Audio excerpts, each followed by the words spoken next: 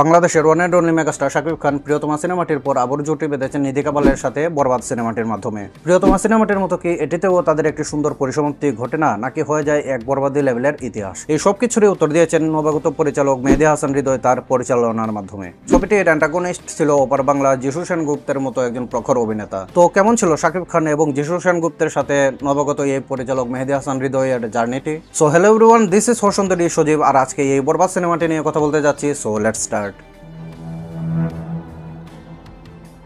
বরবাদ সিনেমাটি হলো 2025 সালে মুক্তিপ্রাপ্ত ভারত এবং বাংলাদেশের যৌথ প্রযোজনায় তৈরি একটি অ্যাকশন রোমান্টিক থ্রিলার ঘরানার চলচ্চিত্র, যেখানে শাকিব খান ছিলেন আরএন মির্জা নামের একটি পিওর ব্যাডাস ক্যারেক্টারে এবং নিধি কাপাল ছিলেন নিতু নামের একটি মেয়ের চরিত্রে। তো একটা সময় গিয়ে তাদের মাঝে একটি সম্পর্কের তৈরি হয় এবং সেই সম্পর্কটি আস্তে আস্তে একদমই একটি ভিন্ন লেভেলে চলে যায়। তো তাদের এই সম্পর্কে কি আর 5টি সাধারণ সম্পর্কের মতোই একটি সুন্দর ইতি ঘটে, নাকি হয়ে যায় অসামান্য কিছু? সেটি জানার জন্য আপনাকে দেখতে হবে সিনেমাটি। প্রথমে আসি সিনেমাটির গল্প নিয়ে। আর 5টি সাধারণ রোমান্টিক ঘটনার গল্প না হওয়াতে একদম পুরো সময় জুড়ে একটি এক্সাইটমেন্ট কাজ করে যে তারপর আসলে কি হয়েছে সেটা জানার জন্য, যার দরুন পুরো সময় জুড়ে এই মুভিটি একদম শুরু থেকে শেষ পর্যন্ত এঙ্গেজিং ছিল।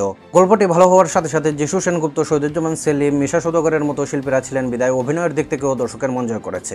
পরিচালক মেহেদী হাসান হৃদয় তার প্রথম সিনেমাতে যেভাবে একদম পুরো গল্পটি ভালোভাবে এস্টাবলিশ করতে পেরেছেন স্মুথভাবে, তার জন্য হেডস অফ বস। তাই বলা যায় মেহেদী হাসান হৃদয়, রাহেন রাফির মতো পরিচালকরা থাকলে বাংলাদেশের ফিল্ম ইন্ডাস্ট্রি যে কমার্শিয়াল ফিল্ম তৈরিতে একটি অন্যান্য উচ্চতায় চলে যাবে সেটি বলার অপেক্ষা রাখে না। সিনেমাটির প্রতিটি গানই ছিল একদম মন ছুঁয়ে যাওয়ার মতো। তবে যিশু সেনগুপ্তের সাইকোপ্যাথ ক্যারেক্টারটি যেভাবে তুলে ধরা হয়েছে সেই তুলনায় তাকে আরো বেশি স্ক্রিন টাইম দেওয়ার দরকার ছিল, যার দরুন সিনেমাটির ক্লাইম্যাক্সে যদি হিরো এবং ভিলেনের hand to hand combat fighter sequence আরো খানিকটা থাকতো তাহলে বিষয়টি একদম জমে ক্ষীর হয়ে যেত। তবে একটি বিষয় আমার মাস্ট অ্যাপ্রিশিয়েট করতে হবে, লাস্ট ফাইট সিকোয়েন্সে শাকিব খান যেভাবে তার সিগারেটে আগুন ধরায় সেটি একদম গুসবাম্পস লেভেলের ভাইব দেয়। স্পয়লার হয়ে যাবে তাই আর বিস্তারিত বললাম না। তবে যেহেতু আর রেটেড ভায়োলেন্স অ্যাকশন ছিল পুরো মুভি জুড়েই, তাই সিনেমাটির কালার গ্রেডিং যদি আরেকটু ডার্ক টিউনের হতো তাহলে বিষয়টি আরো পারফেক্ট হতে পারতো। মুভিটির টোটাল ডিউরেশন ছিল 2 ঘন্টা 19 মিনিট 10 সেকেন্ডের মতো, যা আমার কাছে একটু বেশি লেন্থি বলে মনে হয়েছে। তাই সেটি যদি 2 ঘন্টা কিংবা 2 ঘন্টার 10 মিনিটের আশেপাশে নামিয়ে আনা যেত তাহলে বিষয়টি আমার কাছে একদম কমপ্লিট অ্যাকশন প্যাকেজ বলে মনে হতো। এছাড়াও শাকিব খানের লুকস এবং কয়েকটি সিকোয়েন্স যে এনিমেল সিনেমার আজিজ ক্যারেক্টারটি থেকে ইন্সপায়ার সেটি একদমই স্পষ্টভাবে বোঝা যায়। যেহেতু সিনগুলি বেশ ভালোভাবে এক্সিকিউট করতে পেরেছে তাই দর্শক মহল যে বিষয়টি পজিটিভলি গ্রহণ করবে সেটি একদম বলা যায়। একদমই টপ নচ লেভেলের ভায়োলেন্স অ্যাকশন সিকোয়েন্স এবং ডায়লগ ছিল পুরো মুভি জুড়েই। সেন্সর বোর্ডেরও কিছু কাটছাট করতে হয়েছে সেই সিকোয়েন্সগুলোতে,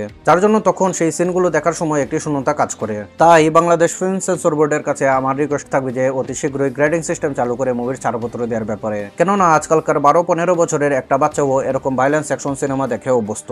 সেই জায়গায় যদি এত ভালো ভালো ভায়োলেন্স অ্যাকশন সিকোয়েন্স খুব ভালোভাবে এক্সিকিউট করা না যায় তাহলে দিন শেষে দর্শকের সেই ওটিটি প্ল্যাটফর্মের দিকেই ঝুঁকে যেতে হবে। আরেকটি বিষয় যেটি না বলেই নয় সেটি হচ্ছে যে সিনেমার টিজারে শাকিব খানের ফাইনাল লুকটি দেখিয়ে দেয়া। যদি ফাইনাল লুকটি সিনেমার মূল আকর্ষণ হিসেবে রেখে দেওয়া হতো তাহলে আরো ভালোভাবে দর্শকের অ্যাটেনশন সিক করা যেত। তাই এই সবকিছু বিবেচনা করে আমার পার্সোনাল রেটিং হচ্ছে 8.1 out of 10। So in a final verdict, Borbaad সিনেমাটি একটি রোমান্টিক অ্যাকশন থ্রিলার ঘরানার চলচ্চিত্র, যেখানে একদমই ওয়ার্ল্ড ক্লাস লেভেলের ভায়োলেন্স অ্যাকশন সিকোয়েন্স থাকার পাশাপাশি ছিল একটি ভালো রোমান্টিক পোর্শনের গল্প, যার জন্য পুরো মুভি জুড়ে দর্শককে বসিয়ে রাখতে সক্ষম। তাই একবারের জন্য হলেও মুভিটি দেখা যেতে পারে, যা দিয়ে আপনি আপনার পরিবার পরিজনদের সাথে একটি ভালো ঈদের সময় কাটাতে পারবেন। With that being said, follow me on my Facebook, Instagram and YouTube প্ল্যাটফর্মে। So let's do let me know next আপনি কোন মুভি ড্রামা অথবা সিরিজের রিভিউ দেখতে চান। Till then, see you guys.